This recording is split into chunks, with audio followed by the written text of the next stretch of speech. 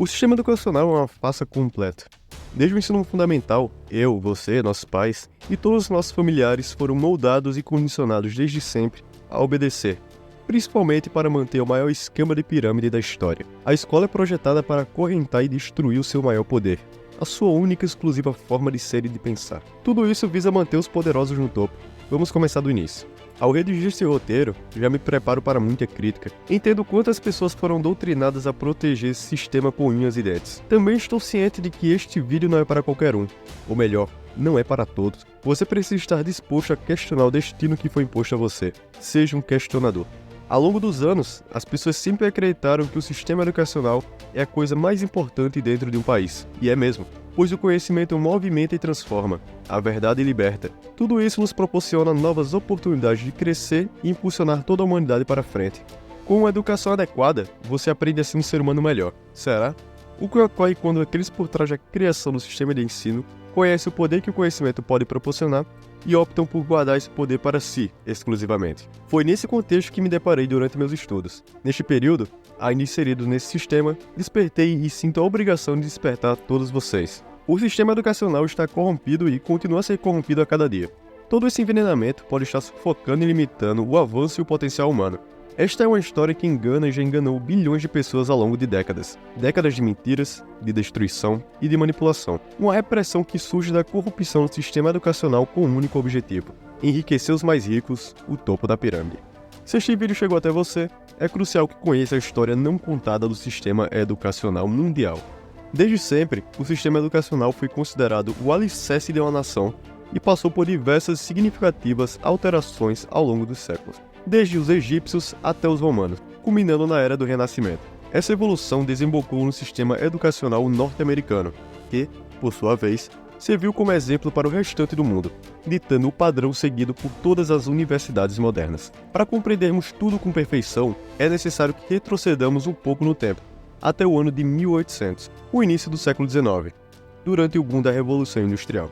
É exatamente nesse período que encontramos a gênese do sistema educacional. Bom, suponhamos que você fosse o proprietário da maior indústria de petróleo do mundo nesse século e identificasse um grande problema. Envolto na Revolução Industrial, sua demanda aumenta, mas você se vê sem escravos assalariados suficientes, impossibilitando o constante aumento do seu império. As pessoas desse período careciam de capacitação para trabalhar nas refinarias de sua indústria. O acesso à educação limitava-se às escolas coordenadas pelas igrejas. Contudo, esses poucos estudantes desconheciam os processos de uma fábrica ou refinaria de petróleo e não eram condicionados a horários definidos.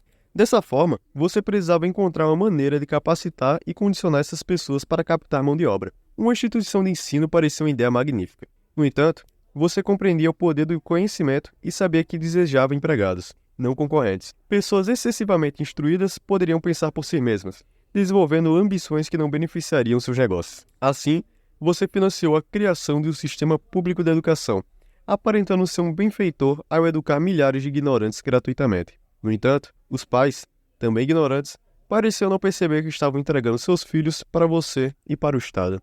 Ao financiar esse projeto, você conquistou influência e, até mesmo, controle sobre os serviços prestados. Moldou o pensamento das crianças durante seu período crucial de desenvolvimento, tornando-as exatamente como precisava, enxergando o mundo conforme seu desejo desde o princípio. Prontas para seguir um horário fixo, uma hierarquia, sem questionar muito e, principalmente, com medo de serem punidas, preferindo assim serem iguais a todos. Você criou uma fórmula certeira para evitar o fracasso completo. Agora, bastava ensinar essas crianças que a única forma de não serem fracassadas era seguir o padrão que você definiu. Ótimo! Agora você tinha um exército de pessoas medíocres condicionadas a receber ordens sem questionar, felizes em trabalhar para você. Por décadas, crianças ingressam nas escolas cheias de inocência, criatividade, alegria e personalidade, saindo como trabalhadores obedientes. Em suas próprias palavras, você afirmou: "Eu não quero uma nação de pensadores, quero uma nação de trabalhadores." Seu nome? John Rockefeller. Apesar de John Rockefeller ser o pioneiro na criação e nos investimentos em condicionamento, ou melhor, em capacitação gratuita, aportando o equivalente a 2,3 bilhões de dólares nos dias atuais, desse montante, destinou 1 bilhão para a instauração e manutenção das universidades de Chicago e 1,3 bilhões para o Sistema Geral de Educação. Ele não esteve sozinho nesse empreendimento, pois a demanda de magnatas americanos em busca de mão de obra assalariada era uma realidade. Dispostos a investir maciçamente, despejaram bilhões. moldando o sistema que observamos hoje, reflexo do período da Big Oils. Adicionalmente, Rockefeller canalizou milhões em um programa de tratamento em massa para combater um parasita prevalente na sua época. No entanto, essa iniciativa não decorreu de seu benevolente coração. Basta tentarmos para outras de suas frases. Em nossos sonhos, temos recursos ilimitados, e as pessoas se entregam com perfeita docilidade à nossa mão moldadora. Não buscaremos transformar essas pessoas ou suas crianças em filósofos ou homens de ciência.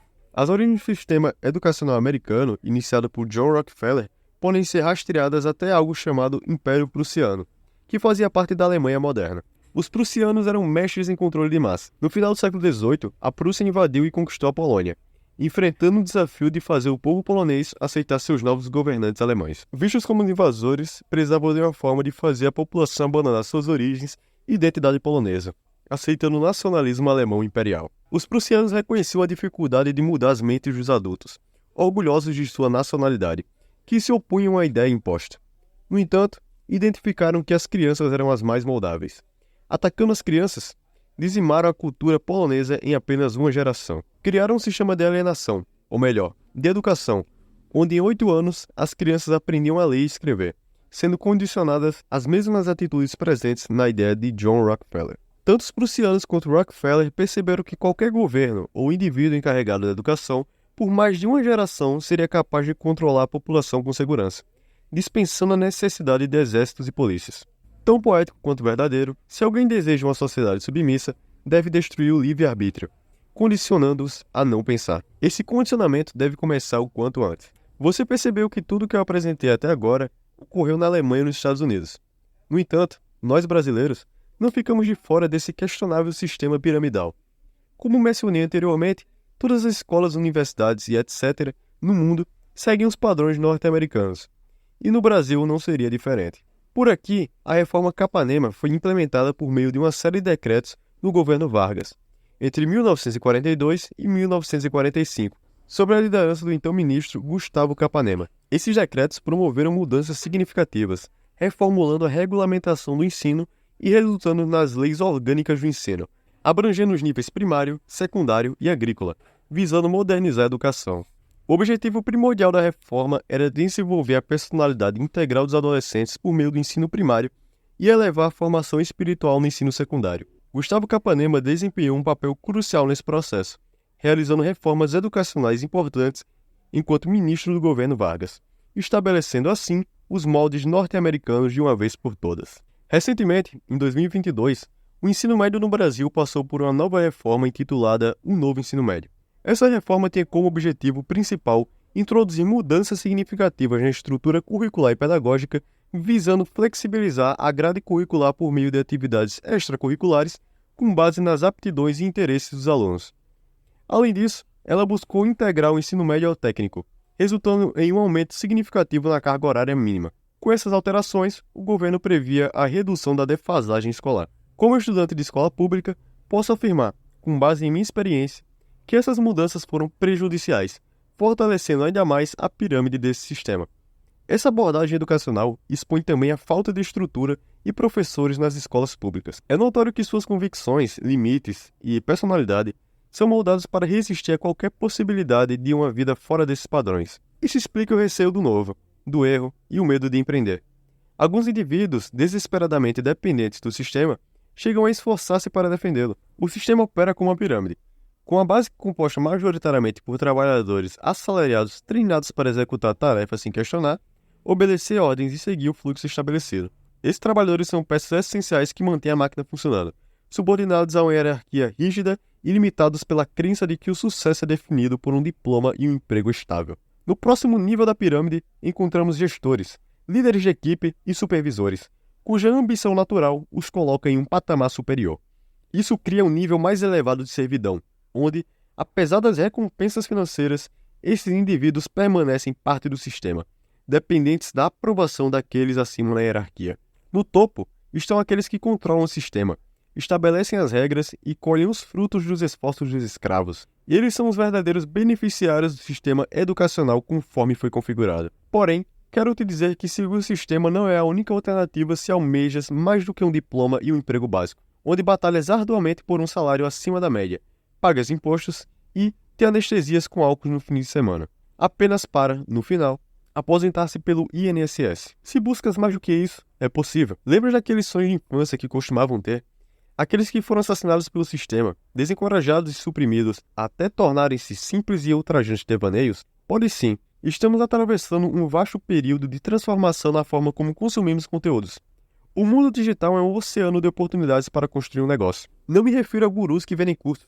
Falo de agregar valor por meio da tua visão de mundo. Ao longo dos tempos, muitas pessoas discutiram, discordaram em ideias e perspectivas. Estudaram para comprovar suas teses ou convencer-se de seus erros. Tudo isso propiciou o que temos hoje: avanço tecnológico, facilidades, frutos de discordâncias, estudos, opiniões e competição. Nas palavras de Mark Twain, a história não se repete, mas rima com frequência. Isso pode representar um peso ou uma dádiva, dependendo da direção dos acontecimentos. Nos períodos de maior desafio, revelam-se oportunidades extraordinárias. E, como sabes, a sorte é o encontro do preparo com a oportunidade. Podemos participar ativamente ou consumir passivamente o valor que os outros agregam ao mundo. Tu e eu podemos contribuir para espalhar a verdade, ser uma luz na centelha que tece o conhecimento na Terra. Não sou eu sozinho que farei isso, mas juntos podemos fazer muito. Durante as enormes crises, silenciamos as vozes que nos perturbam o dia inteiro. Nesse momento, percebemos e questionamos para onde nossa vida está indo. Para e pensa, será essa a vida que desejas? Não digo que seja indigno viver o que o sistema impõe. Se realmente quiseres ser um médico, um engenheiro, um astronauta, excelente.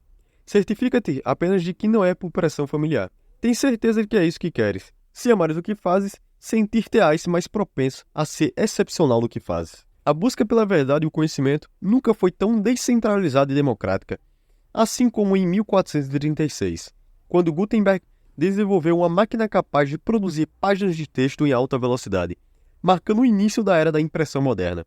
Essa invenção permitiu a reprodução de livros e documentos em larga escala, algo que antes um escriba só conseguiria reproduzir cerca de 15 livros em toda a sua vida. O mais impressionante, a internet democratizou ainda mais esse conhecimento, traduzindo em questões de segundos livros e textos em qualquer língua, permitindo que o conhecimento fosse compartilhado por diferentes pessoas pelos mais variados lugares do globo. Tudo isso reduzindo os custos de reprodução a quase zero. Em resposta à evolução da internet e à democratização do conhecimento, as pessoas passaram a se expressar mais, a expor suas opiniões, questionando o que realmente é verdade. Se analisarmos, durante séculos, a igreja era a fonte incontestável da verdade. No entanto, com a alfabetização, as coisas mudaram. As pessoas começaram a discordar e a se livrar das amarras da manipulação disfarçadas de verdades inquestionáveis. Nos dias atuais, o sistema educacional e a mídia tradicional, ambos controlados pelo governo, eram fruto absoluto da verdade inquestionável. Graças à era da informação, podemos questionar com propriedade, percebendo a credibilidade desses meios caindo cada vez mais. A história não se repete, mas rima com frequência. Tudo o que está acontecendo agora no mundo já aconteceu antes, de maneira proporcional à época. A desconfiança sobre a verdade absoluta, o rompimento das instituições tradicionais, fontes do conhecimento, geraram os homens responsáveis pelo fim da Idade das Trevas. Os eventos rimam. A internet põe um fim nesse sistema e nos coloca diante de uma guerra espiritual e mental. Ao mesmo tempo que a internet ajudou muitos, também possibilitou pessoas a fazer o que não é certo. Essa guerra pode definir o início de uma nova era das trevas ou uma nova renascença.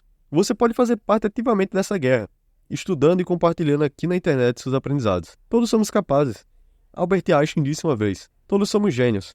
Mas, se julgarmos um peixe com base na sua capacidade de subir uma árvore, então ele viverá o resto de sua vida acreditando ser incompetente. Você tem ideia de quantas pessoas são como o peixe e se sentem incompetentes e inúteis apenas por tirarem notas abaixo da média? Gostaria de dizer que todas as nossas aptidões são diferentes. Todos somos únicos. E o principal erro do sistema educacional é tratar todos nós como se fôssemos todos iguais. Não é fácil o caminho de quem quer buscar algo a mais fora do sistema, mas está longe de ser impossível. Todos os grandes youtubers com mais de 1 milhão de inscritos começam do zero e constroem a sua audiência com base no trabalho duro e inteligente. Não é fácil o caminho de quem quer buscar algo a mais fora do sistema, mas está longe de ser impossível. Todos os grandes youtubers com mais de 1 milhão de inscritos começam do zero e constroem a sua audiência com base no trabalho duro e inteligente. O sistema de ensino tradicional faz com que acreditemos que precisamos escolher apenas uma profissão e segui-la o resto da vida, sem questionar e lutando muito para alcançar um salário acima da média que possa minimamente pagar nossas contas. Porém, dado que somos seres humanos, dotados de consciência e rodeados por mudanças, nossos desejos, ambições, ações e nossa mentalidade mudam. Tudo muda. Nas palavras de Heráclito, nenhum homem pode se banhar 2 vezes no mesmo rio, pois, na segunda vez, o rio não é mais o mesmo, nem tampouco o homem. Isso quer dizer que a mesma profissão, por toda a vida, se torna maçante. Além disso, ao sair do ensino médio, com 17 a 19 anos, é muito difícil que você já esteja apto a decidir o que fará pelo resto de toda a sua vida. Isso é quase uma tentativa de decidir hoje o destino da vida de uma pessoa que ainda nem existe. Essa mudança de mentalidade explica o fato de as pessoas entrarem na faculdade com 18 anos, super empenhadas, e terminarem por volta dos 23 anos, carregando essa faculdade como um fardo.